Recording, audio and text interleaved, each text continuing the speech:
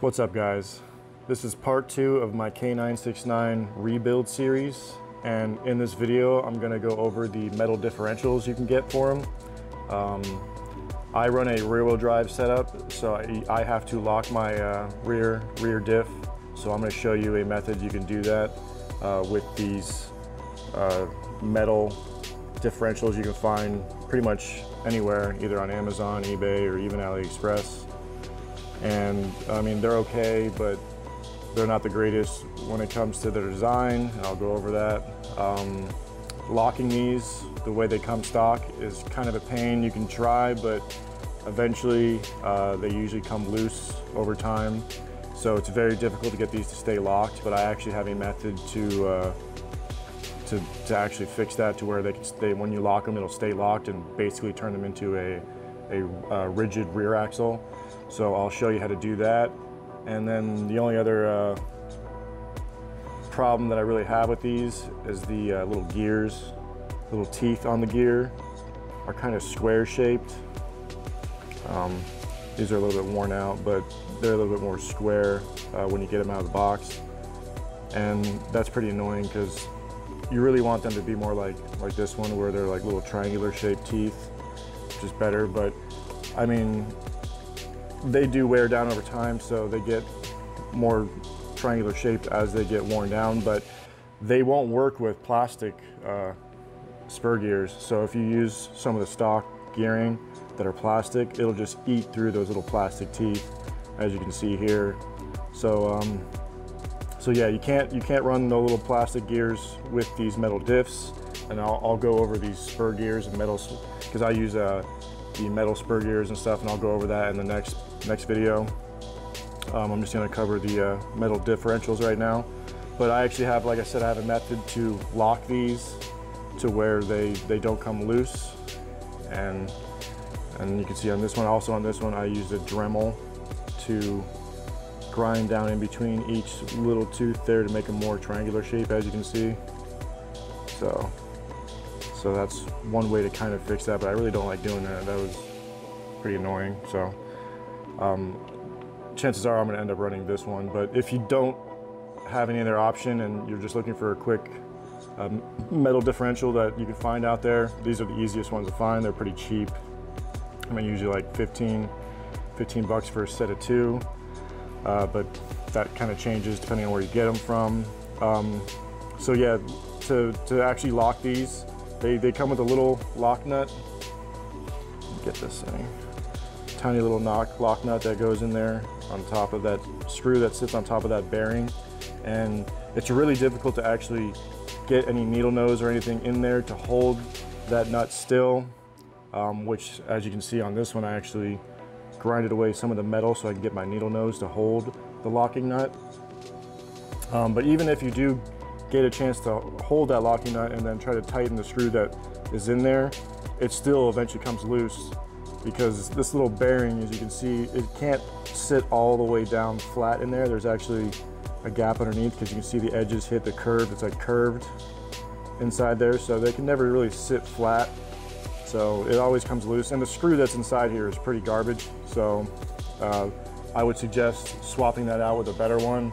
I usually switch it out with one little socket head that's a lot stronger and shorter, because I'm not going to need the same length, because I'm actually going to get rid of the bearing that's in there, because you don't need it when you lock this thing. So to do all that, you're going to need a little flathead to get in here to take that screw out, and then you're going to either need to get your needle nose somehow to hold on to this little locking nut that's in here. Sometimes I get these little needle nose in there and just get it real nice and stuck so that the little nut can't twist, and then just come in with a flathead and then unscrew it. And then once you get it done, be careful, because there's a bunch of tiny little ball bearings that are inside this gear. So I would make sure that you pull it up, or do it inside like a little container, so if they do fall or go anywhere, you don't lose them all. I mean, you're not going to need them after this, but I don't have them in here right now because I already took them out, because I didn't want them to go everywhere when I open this up. But yeah, once you get the screw to come out, and then the little bearing and the little nut come out, this is basically what it looks like. And here, I'll show you the screw that comes inside this thing. I already broke it because this thing, like I said, is trash.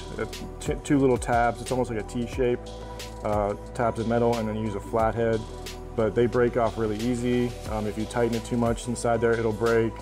Just trying to take it out basically breaks it. So getting rid of this is a good idea because it's not really good to reuse for anything. It'll just break on you. So just giving you a heads up on that. And then you're not gonna need this little bearing that's in there. You can just put that off to the side as well. All you're gonna need is a new screw with a good head on it. Socket head's preferable. A little bit shorter. You don't need it as long as that one. And then what you're gonna do is just drop that screw back in. So yeah, that much should be fine.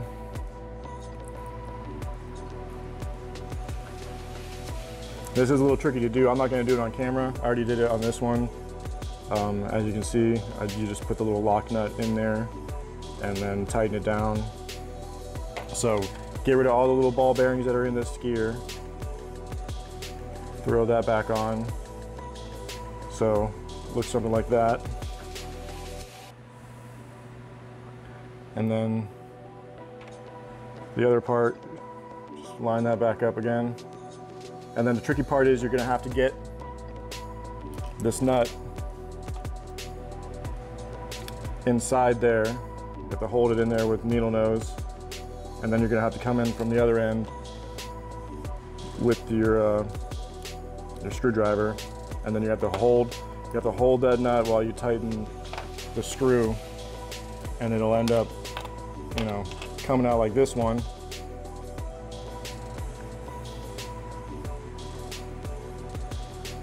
And then I can't move this thing at all anymore. It won't come loose anymore, so I tightened it down pretty good. And let's see if you can even see inside here. No, but it's a socket head screw. So if you want to lock your diff, or the metal diffs really, this is the way to go about it. So this thing will never come loose. So it's basically a rear rigid axle now, which is what you want if you're running a rear-wheel drive setup. And if you also, like I said, if you want to stiffen up the rear end on your all-wheel drive setup, this will work too.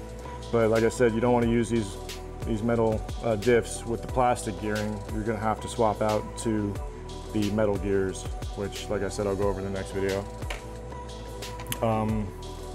So yeah, these plastic gears are kind of trashy that come, or diffs, these plastic diffs that come with the stock K969 are kind of trashy, but if you're gonna use the plastic spur gears and stuff, you're gonna have to keep using the plastic diffs. And if you want to lock these, you can use glue and stuff to keep these from moving, but they usually are pretty locked as it is. I can't get these to move right now. So that's what you have to do if you want to keep using the stock diff and gears. But I would, I want to switch everything out to metal, so this is what I have to do. This is what I was using originally. Like I said, I'm not a fan of these little square shaped teeth. I would much rather have one that has triangular shaped teeth like this, because they line up better.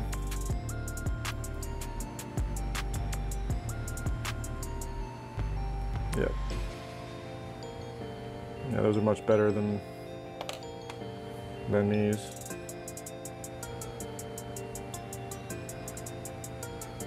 And I found this on AliExpress from a random seller.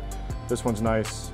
This is a rear rigid axle that you can adjust the gear in and out depending on if you need it further back, which is nice. So you just undo this little nut here that's holding it in place.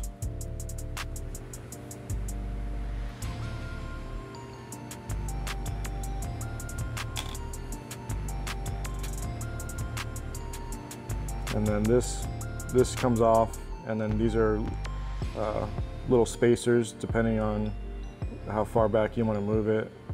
So the only problem with this one is that the gear needs to be, or like it needs to be drilled out a little bit around here, because it gets snagged and won't go all the way down. Say if I take out all these spacers and I try to push it down, it won't go all the way.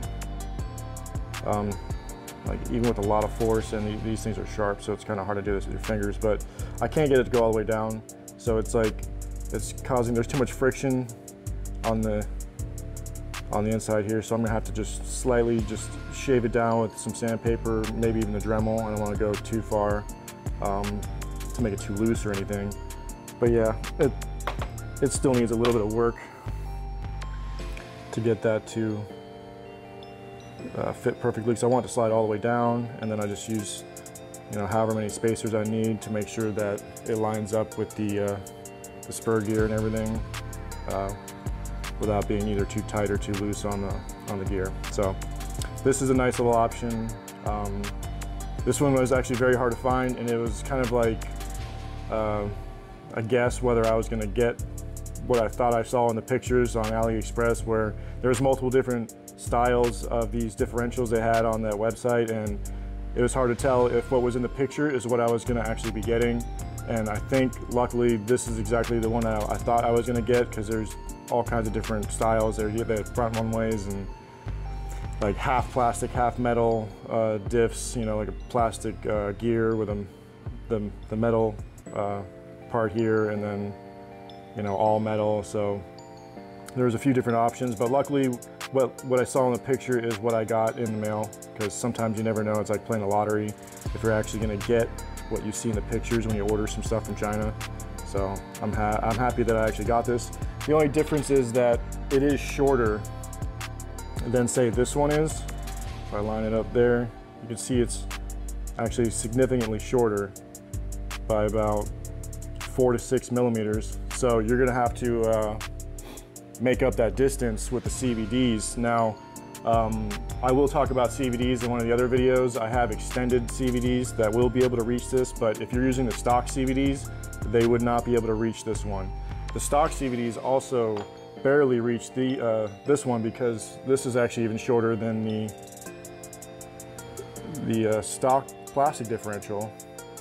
So this is something you have to also keep in mind. As you can see, this one's the longest differential out there.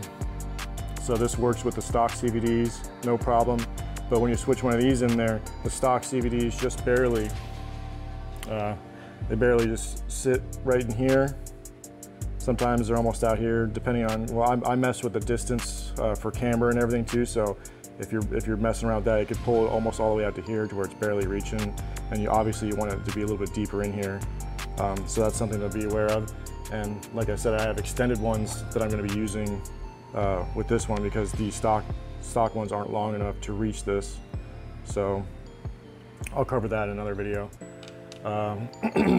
But yeah, so if you're looking into getting metal differentials, just keep all this in mind. And if you want to lock one of these metal differentials, that's the easiest way to go about it. Where'd it go? I'll put it over here. So yeah, this is the easiest way to lock your metal diff. Just take out the bearing, get rid of that screw that's in there, get rid of all the little ball bearings inside the gear, and then get that nut down in there, hold it in place with some needle nose. These are the only things that really are small enough to wedge between the metal and the nut there. So get that hold still, and then come in here with your screwdriver and then just tighten it until it's nice and snug, and then you can't move it with your fingers or anything. Like it's not moving, it's not going anywhere. So that's how you lock your metal diff. In the next video, I'm gonna go over these the different types of metal spur gears that you can get.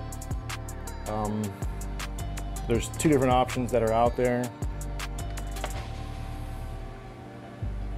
and there's one that I prefer over the other, and I'll go over those details in the next video. So just stay tuned for that.